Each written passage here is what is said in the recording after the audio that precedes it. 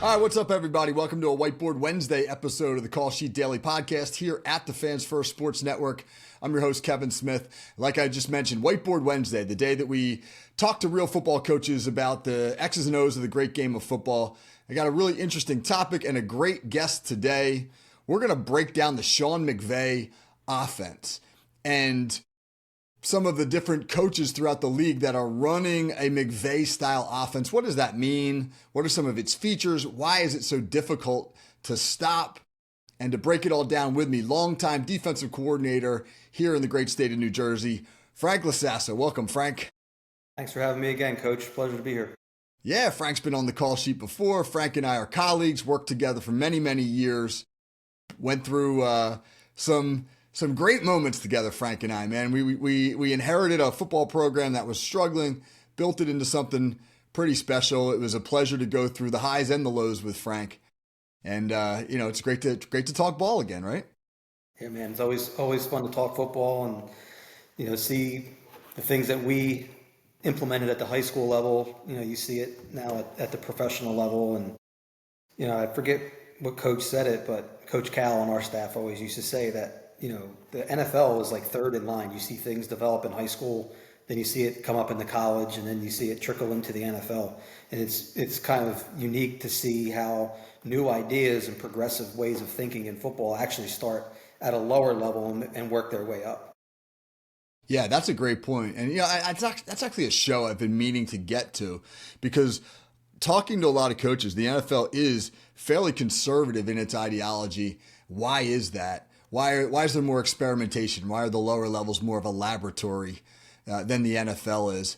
That's an interesting conversation. But we're going to focus on McVay today. So before Frank and I really dive in, let me throw out a couple of statistics about Sean McVay and his offense. Since Sean McVay became the head coach of the Rams in 2017, the Rams have been top 10 in scoring in the NFL in 6 out of those 8 seasons. They've been top 10 in yards per game in 7 out of those 8 seasons. When McVay took the team over, they were 32nd in the NFL in points per game, and they jumped up to first his very first year as a head coach. That is remarkable, to go from last to first in 1 year. As a head coach, he has created a coaching tree that has spawned Matt LaFleur, now the head coach in Green Bay. They're undefeated so far this year. Zach Taylor, head coach in Cincinnati. They're undefeated so far this year. Kevin O'Connell, the reigning NFL Coach of the Year in Minnesota. Liam Cohen, who revived Baker Mayfield's career in Tampa and is now the head coach in Jacksonville. I mean, it's incredible the influence that Sean McVay has had throughout the league. So when we talk about the McVay offense, the McVay system, Frank and I are going to get into specifically what that means and what it does. But real quick, Frank, when you think about like Sean McVay and his offense, what are some things that comes to mind from a defensive perspective? What are some of the things that you think, hey, we have to prepare for the following? I mean, he's certainly going to put you in a bind where you're taking H-back, tight end type players who realistically are probably the most versatile players on the field, right? Because they're big enough and physical enough to where you can use them in the run game. They can down block, they can reach block, they can pull and wrap. They can do a number of things. And then, oh, by the way, a lot of these guys you can split out wide one-on-one and let them go against a corner, or just simply, run them. I call it a slip route, where you're lined up as, say, an H-back position, and you're going to go across the formation and drop out underneath into the opposite flat, where it's a guy like Dallas Goedert. You're going to get him the ball in space, and now he can catch and run. It's not just your tight end from 1995 who's a big bruiser and you're going to hit him on a crossing route every now and then. These guys are superior athletes to where they can kind of do it all. So in turn, that forces you as a defense to be able to do it all. You have to defend the run, you have to defend the pass, and a lot of that is off of misdirection and play action, which complicates things even more. Right. So I'm going to pitch to Frank some of the more distinguished features or recognizable features of the McVay offense. And I'm going to ask him, as a defensive coordinator, to talk about the challenge of defending these things and what do you have to be able to do to find success. Let's start with this. One of the big features of the McVay offense is the use of compressed formations. They love bunch sets. They love to get into, we're going to talk about this in a minute, they're a big 11 personnel team, so they like to spread the field with 3 wide receivers, and now they'll have some sort of a shift where they come down into a condensed set, and they really reduce the box. Why is that a challenge for defenses? What challenge does that present? Well, it presents a number of challenges. Number one, you're condensing, right? You're bringing everybody down inside to either A, be able to get better angles on the inside defenders and use things like crack blocks and down blocks to be able to get to the edge. So now when you're crack blocking and down blocking interior players, now you're going to be pulling and kicking and H-backs. Yeah, hold on one sec. I just lost you. You got me? Yeah, I got you. That's cool. We'll just pick up from there. I think you were talking about like H-backs and things like that. Okay. You're good. Whenever. So you're having H-backs who can, do it all. They can pull and wrap, they can kick out, they can down block, and you can slip into the flat. But when you're condensing the formation, right, you're bringing everything down inside so that you can get angles on your interior players and then take advantage of the small guys that are on the right. And one of the things that McVay does masterfully, really, as good as anybody in the NFL, is they use their wide receivers as blockers. If you're going to use those bunch sets and you crack a linebacker, then you're going to get a guy like Cooper Kupp was awesome at it when he was in LA. Puka Nacua is great at it right now. Bring him down on a strong safety who comes down into the box, or even on a linebacker in order to get to the edge. One of the things they like to do is they'll get into a bunch set, they'll run weak side zone, and they'll take a wide receiver and bring him across the formation and kick out the backside end. And it's funny, you don't need to be an ass kicker to be able to make that block. You just got to be able to position yourself so that the edge player doesn't beat you across your face. And they're really good at getting these smaller guys to be able to do that. That gets me into another feature of this offense. We mentioned like, hey, they line up in a spread set and they reduce down to a bunch. I mean, you watch the Rams, they got pre-snap movement on almost every play. I mean, whether it's a motion or a shift or a double shift, whatever it might be. What's the challenge for a defense of dealing with all that pre-snap movement? It's hard enough at any level, whether it's professional, college, high school, junior league, whatever you're coaching, it's hard enough at any level to just get 11 guys to line up correctly on any given play. Now you line up on the ball, you get everybody lined up, and now they're going to shift. And the offense has the advantage of knowing exactly where they're going. And now the defense has to figure out in a matter of seconds, okay, how are we going to combat what the offense just did and get ourselves in a position where we're not out leveraged in the run game, where we have all of our assignments covered, whether you're in zone coverage or man coverage.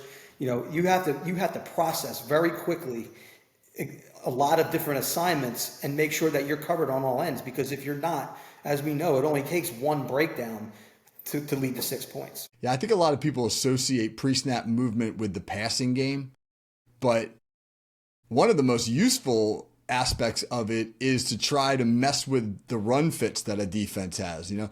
For those people who are listening and they're not positive of what that term means, when we talk about run fits, what are we talking about, and why are they so important, and how could a team that uses a lot of motion create an unsound defensive structure in terms of the run fits? So the luxury of 11 personnel to begin with, right, bringing that tight end onto the field, essentially what you're doing is you're creating an extra gap for the defense to have to defend, right? If you're just looking at 4 receivers on the field in a typical, double slot formation, there's only, you're only covering from tackle to tackle. Well, now you're adding a tight end in the game, but using him as an H-back where he's off the ball now gives you the luxury of you can motion him from one side of the formation to the other to either go from a balanced to an unbalanced set. You're, say, going from bring one extra guy over, so we're going to bring an extra guy over, or we're going to go a gap over. Whereas when everything is balanced, you're basically forced to defend all gaps,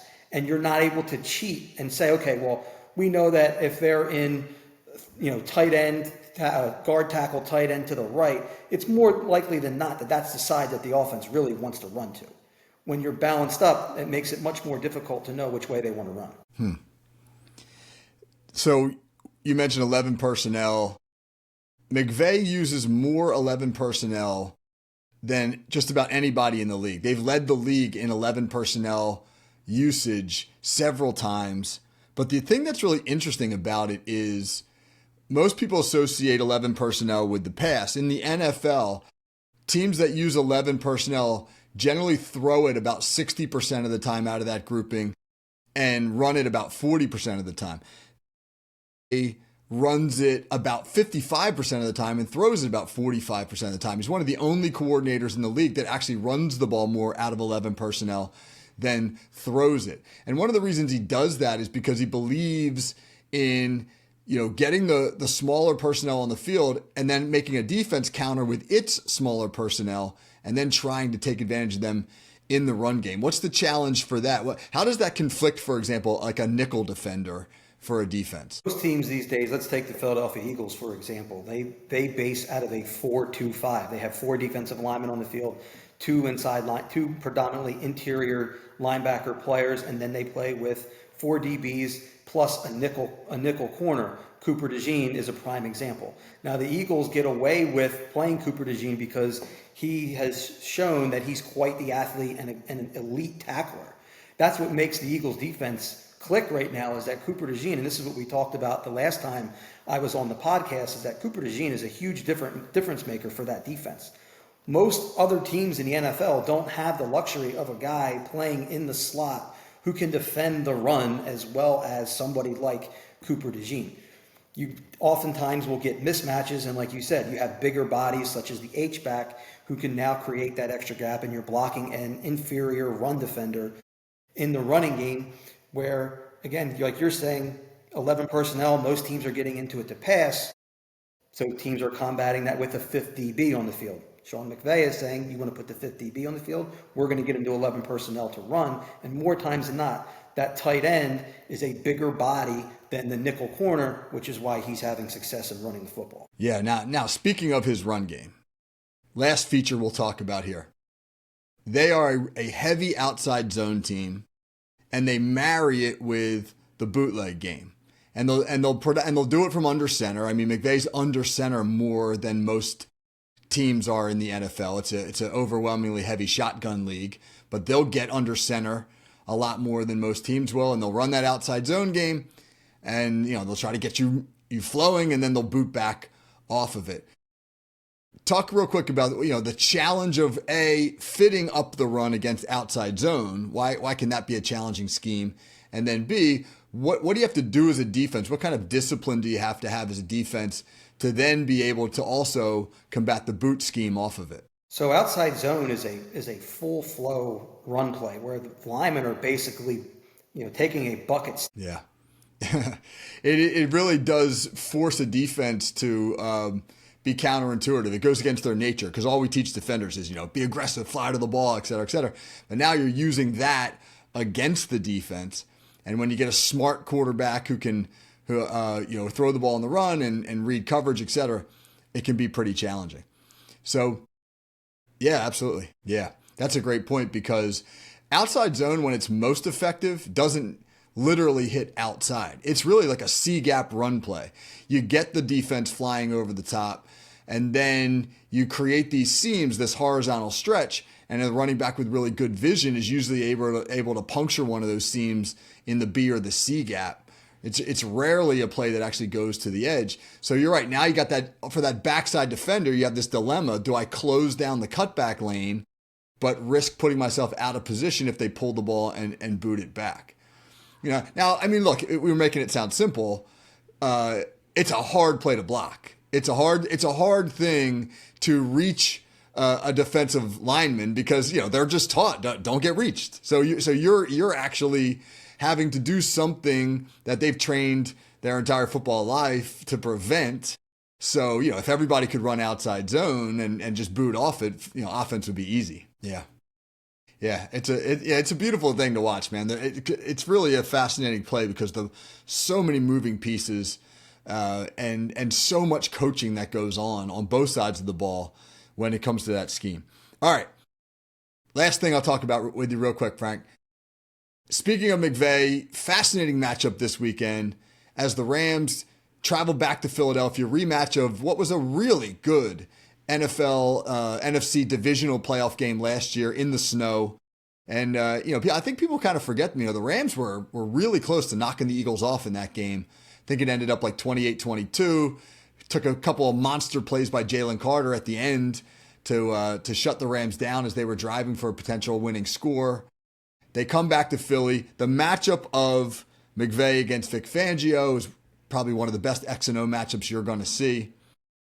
What do you like in that game? What do you see in that game? I mean, let's be transparent. Frank's an Eagles fan, so you got to take what he's about to say with a grain of salt here. Yeah, one thing we know about the NFL, man, you better keep those high-paid receivers happy, because they're only one bad game away from a locker room issue, a sideline temper tantrum, and I mentioned being transparent that Frank's an Eagles fan. I'll be transparent. I don't like wide receivers. So, they're hard to coach. They're difficult. They're divas. I got my issues with them, but whatever. That's a different subject. So, Frank, man, this is a great conversation. Really appreciate you coming on and helping us break down the McVay offense. That was fun. All right. So, for Coach Frank LaSasso, this is Kevin Smith, Whiteboard Wednesday. Join me tomorrow. Tomorrow's our college football show. We call it The Portal. And we're going to look at the quarterback class of 2026, which many people were saying was going to be this historic class. The next draft will be loaded with quarterbacks. But are they really? Is it really loaded? I mean, they've been off to a really bad start. Could the quarterback class of 2026 be vastly overrated? We'll talk about that on tomorrow's show. Until then, hope everybody has a great day. Take care.